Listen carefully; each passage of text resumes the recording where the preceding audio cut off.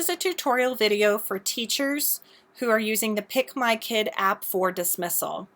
You see here that I'm on the school login page of PikMyKid, and I'll enter in my credentials, log in, and navigate to the dashboard for PikMyKid.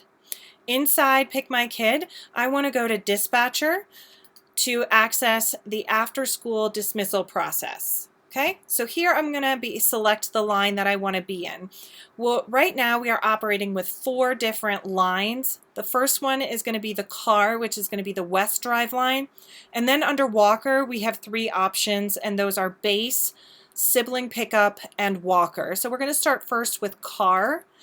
And when I navigate to this, I want to make sure that I'm always making sure I'm in the West Drive line. So I'm going to change this car line to West Drive line. Here you'll see that in the West Drive line, we have 24 spots in the active line. And this is the loading zone that is directly in front of the elementary school doors. Okay, when a parent crosses the geofence around the school building, which means that they enter into the parking lot, the app on their phone will allow for them to announce themselves if they've arrived at the appropriate time. Once they've hit announce, they will appear in this column here. Driveline volunteers downstairs with iPads will start to move the parents who have announced themselves into the active line in the order in which they are lined up, so that when students come out, they will be able to find their cars more easily. The cars will either be lined up, the left lane being the odd numbers, 1, 3, 5, 7, and so on, and the right lane being the even numbers, 2, 4, 6, and so on, or the left lane will be 1 through 12, and the right lane will be 13 through 24. And that all depends on how the cars line up. Once this line is filled with 24 cars, the driveline volunteers will start to populate the cars into the next line. And once the next line has been populated, the waiting line will be populated with the cars that have been announced. So when a student sees their name in the active line, that's when they should head downstairs. If they see their name in the announced or the next or the waiting line, they should get their things together and get ready to leave, but not leave your classroom. Once they leave your classroom and head downstairs and they get into the car, the driveline volunteer will dismiss that student on the app. So as a teacher, you do not have to click any buttons. You just need to watch this particular tab. The next tab that you have to watch out for in the beginning is the Walker tab. So one recommendation that we have is that you right-click Walker and you open up a new tab. And you'll see here, it's going to default to base. So in the beginning of our dismissal process, I want to make sure that this is changed to Walker. And this is so that when parents come up to the building and announce themselves, the student will start to populate here if they've been classified as a Walker.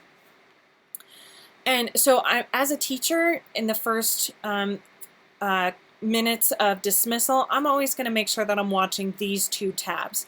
And one of the suggestions was to project this onto your whiteboard and maybe do a split screen, or set up 2 different laptops where you have one that's dedicated to the car line and the other one that's dedicated to this Walker tab. Now, as these students head downstairs, they will be met by another driveline volunteer who will then click the dismiss button once they've been reunited with their parents. Now, around 2:45, 2:40, you can open up another tab, another Walker tab, and you'll see base. These are all the students where their parents have designated them to go to base for after school. There's also another tab that you should open, and that one is going to be Sibling Pickup. And you'll notice that I'm changing that under the Walker line right here. Okay, so as you can see here, these are the 2 kids that have been selected for Sibling Pickup. And right now I have it defaulted to Eric Jacobson's class. So if I were to uncheck that, you would see, and I check all classrooms, these are all the students that have been designated for Sibling Pickup.